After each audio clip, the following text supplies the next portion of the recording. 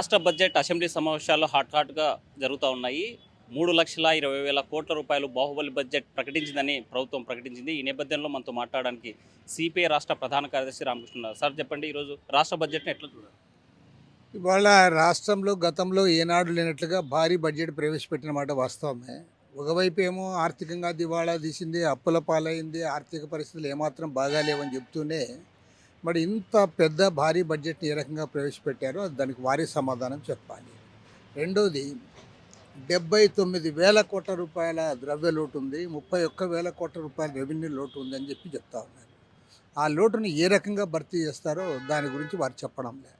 మీకేమైనా కేంద్ర ప్రభుత్వం నుంచి నిధులు వస్తాయా, లేకపోతే అప్పులు చేస్తారా, లేకపోతే ప్రజలపైన భారాల మోపి మరింతగా దాన్ని భర్తీ చేస్తారా అనేది దానిపైన ఎలాంటి క్లారిటీ ఇవ్వడం లేదు. కాబట్టి ఏమంటే ఇవాళ బడ్జెట్లో ఘనంగా వీరు కేటాయించినప్పటికీ ఈ కేటాయించిన మొత్తాలు ఖర్చు చేస్తారనే నమ్మకం ప్రజల్లో కలగడం లేదు. నెంబర్ 2 ఏమంటే రాష్ట్రం రాష్ట్రం అని చెప్పి మీరే చెప్తూ 62% జనాభా వ్యవసాయం పైన ఆధారపడిన రాష్ట్రంలో మీరు వ్యవసాయానికి ఇవ్వాల్సిన ప్రాధాన్యత ఇవ్వడంలే. అందులో ముఖ్యంగా ఇరిగేషన్ రంగానికి ఇవాళ ఇరిగేషన్ రంగం అభివృద్ధి అయితే తప్ప వ్యవసాయం అభివృద్ధి కావడానికి అవకాశం లేదు. నీళ్ళన్నీ కూడా సముద్రంలోకి వృధాగా ఉన్నాయి. ఇటు కృష్ణా వాటర్ కానీ, అటు గోదావరి వాటర్ కానీ ఇవన్నీ కూడా సముద్రంలోకి వృధాగా పోతూ ఉంటే వాటిని ఒడిసిపట్టుకొని ప్రాజెక్టులు కట్టుకొని కాలువల ద్వారా మళ్లించి తద్వారా పంటలు పండించుకోవడానికి వ్యవసాయాన్ని అభివృద్ధి చేసుకోవడానికి ప్రయత్నం చేయకుండా మీరు బడ్జెట్లో ఏమాత్రం కూడా దానికి నిధులు ఇవ్వలేకపోయారు. నిర్లక్ష్యం ప్రదర్శించారు. కనీసం 10% కూడా మీరు కేటాయించలే. కనీసం 10% ఇచ్చి ఉంటే 32,000 కోట్ల రూపాయలు ఇరిగేషన్ రంగాన్ని కేటాయించాల్సి వచ్చేది. అది కూడా మీరు చేయకుండా ఇవాళ పూర్తిగా అన్యాయం చేశారు. మరి ఇప్పుడు 3-4 దశాబ్దాల క్రితం ప్రారంభించిన ప్రాజెక్టులు కూడా ఇవాళ కంప్లీట్ కాలేదు. దాని కింద ఆయకట్ డెవలప్ కావడంలే. కాబట్టి ఒక్క హంద్రీనీవాకు నిధులు ఇవ్వడంలో మీరు శ్రద్ధ కనబరిచారు తప్ప ఏ ఒక్క ఇతర ప్రాజెక్టు కూడా నిధులు సక్రమంగా ఇవ్వలేదు. దీన్ని పూర్తిగా తప్పుపడతా ఉన్నాను. సార్, ఢిల్లీలో చంద్రబాబు మాట్లాడుతూ జనాభా పెరగాలి, జాతీయ ప్రయోజనాల కోసం పిల్లల సంతానం పెంచుకోవాలని చెప్పేటువంటి పరిస్థితి. ఈ స్టేట్మెంట్ ఎట్లా చూడాలి? అది దీనిపైన దేశవ్యాప్తంగా చర్చ జరగాలని నేను కోరుకుంటున్నాను. ఎందుకంటే ఇవాళ ప్రపంచంలో అత్యధిక జనాభా కలిగిన దేశం భారతదేశం.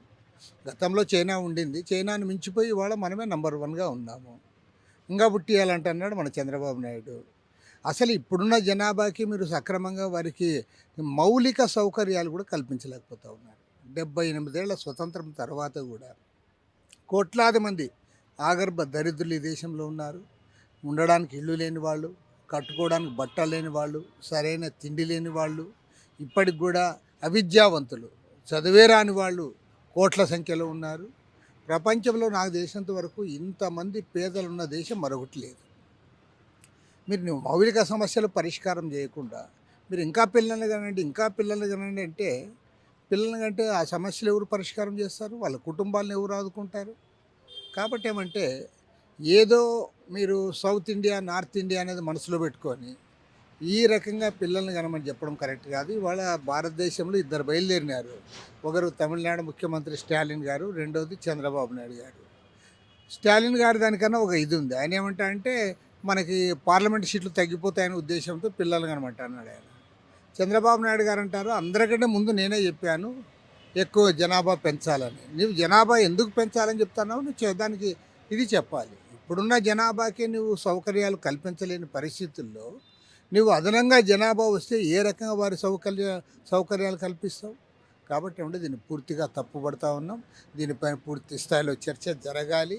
పైగా మన జాతిని ఉద్దేశం అంటే మన దేశ అభివృద్ధి కోసం పిల్లల్ని కనాలని చెప్పడం అనేది అది నాకైతే అంత కరెక్ట్గా తోచలేదు. ఏదేమైనా దీనిపైన ఆర్థిక రంగ నిపుణులు, రాజకీయ పార్టీల నాయకులు, మేధావులు అందరూ కూడా చర్చ చేయాలి.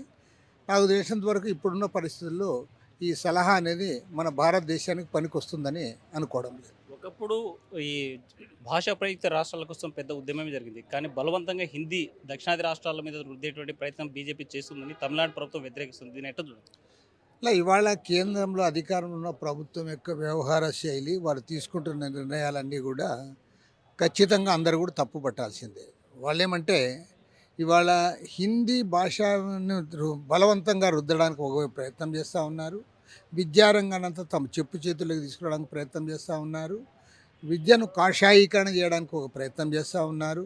తర్వాత కేంద్ర రాష్ట్ర ప్రభుత్వాలకు ఉన్న దీన్ని కూడా ముఖ్యంగా రాష్ట్ర ప్రభుత్వాల అధికారాలను వాటిని తొలగించి టోటల్గా తమ చేతుల్లోకి తీసుకోవడానికి కూడా ఒక పెద్ద ప్రయత్నం జరుగుతుంది. అందుకు అనుగుణంగానే ఇటీవల కాలంలో వైస్ ఛాన్సలర్లను నిర్ణయించడంలో, వైస్ ఛాన్సలర్ని అపాయింట్మెంట్ చేయడంలో ఇవాళ యూజీసీ రూల్సే మార్చేస్తూ ఉన్నారు. తద్వారా రాష్ట్ర ప్రభుత్వాలకు ఎలాంటి విలువ లేకుండా చేస్తూ ఉన్నారు. వీటన్నిటిపైన కూడా దేశవ్యాప్త చర్చ జరగాలి. ఎందుకంటే ఇవాళ కేంద్రంలో అధికారంలో ఉన్న నరేంద్ర మోడీ ప్రభుత్వం ఒక నియంతృత్వ పద్ధతిలో ముందుకు సాగుతూ ఉన్నారు. దీని పర్యవసానాలు చాలా తీవ్రంగా ఉండే అవకాశం ఉంది. ఎంత తీవ్రంగా ఉండే అవకాశం ఉందంటే రాష్ట్ర ప్రభుత్వాలు, రాష్ట్ర పార్టీలు, ప్రత్యేకించి ప్రాంతీయ పార్టీలు, సౌత్ ఇండియన్ పార్టీస్ అని కూడా ఉధృతంగా ఉద్యమాల్లో ముందుకు వచ్చే పరిస్థితి కనపడుతూ ఉంది. కాబట్టి ఈ డేంజర్ని గుర్తించాలి కేంద్ర ప్రభుత్వము. మీరు ఒక మాటలో చెప్పాలంటే అన్సైంటిఫిక్గా నియంత్రిత పద్ధతుల్లో మీరు నిర్ణయాలు తీసుకోవడం మానాలి. రాష్ట్ర ప్రభుత్వాలను కూడా మీరు వారి యొక్క అభిప్రాయాలు కూడా పరిగణలోకి తీసుకోవాలి. తర్వాత బలవంతంగా హిందీని రుద్దేదాన్ని కానీ ఏ భాషను రుద్దేదాన్ని దాన్ని మనం వ్యతిరేకించాలి. ఖచ్చితంగా ఈ విషయంలో ఇప్పటికే మన తమిళనాడు ముఖ్యమంత్రి స్టాలిన్ గారు చొరవ తీసుకున్నారు. కాబట్టి అన్ని పార్టీలు కూడా దీనిపైన మాట్లాడాలని చెప్పి కూడా నేను కోరుతాను. గిరిజన విద్యార్థిని ప్రతిభాయ్ హత్య కేసులో సంచలనంగా మారింది. తనలో ప్రస్తుత డిప్యూటీ సీఎం పవన్ కళ్యాణ్ కూడా పెద్ద ఎత్తున ఆందోళన చేశారు. అయితే ఈ కేసును మేము చేయలేమని చెప్పి సిబిఐ హైకోర్టులో కౌంటర్ ఫైల్ దాఖలు చేయాలని ఎట్లా చేయాలి? ఈ కేసు ఖచ్చితంగా వారు అనుకుంటే చేసి ఉండొచ్చు. సిబిఐ వారు ఎందుకు ఇట్లా చేస్తున్నారో తెలియదు. అదేవిధంగా వైఎస్ వివేకానంద రెడ్డి కేసులో కూడా వారి నిర్వాకం చూశాము. 6 ఏళ్ళైనా సరే ఇప్పటి వరకు కూడా తేల్చలేకపోయారు. కాబట్టి ఏమంటే సిబిఐ వారు స్వతంత్రంగా వ్యవహరించడం లేదు. వారు కేంద్ర హోమ్ మినిస్టర్ అమిత్ షా కనుసన్నల్లో పనిచేస్తూ ఉన్నారు. వాళ్ళ నుంచి ఏదైనా వస్తే గ్రీన్ సిగ్నల్ వస్తే ఉంటుంది. వారు ఏదైతే పలానా వాటిలో మీరు మెతక ధోరణి వ్యవహరించండి, లేదంటే పక్కన పెట్టండి, లేదంటే నిదానంగా వ్యవహరించండి అని అక్కడ నుంచి ఇన్స్ట్రక్షన్స్ వస్తే దాన్ని బట్టి వాళ్ళు ఫాలో అవుతుంటారు. అంతకు తప్ప వాళ్ళు స్వతంత్రంగా వ్యవహరించే పరిస్థితి లేదు. ఎవరైతే వాళ్ళ దీనికి వ్యతిరేకంగా ఉంటారో వారిని వ్యతిరేకించే పార్టీల పైన దీన్ని ఉపయోగిస్తున్నారు. కాబట్టి సిబిఐ కానీ, ఎన్ఫోర్స్మెంట్ డైరెక్టరేట్ కానీ, లేదా ఇన్కమ్ ట్యాక్స్ ఇవన్నీ రైట్స్ కానీ ఇవన్నీ చూసినప్పుడు వారు పక్షపాతంతో వ్యవహరిస్తూ ఉన్నారు.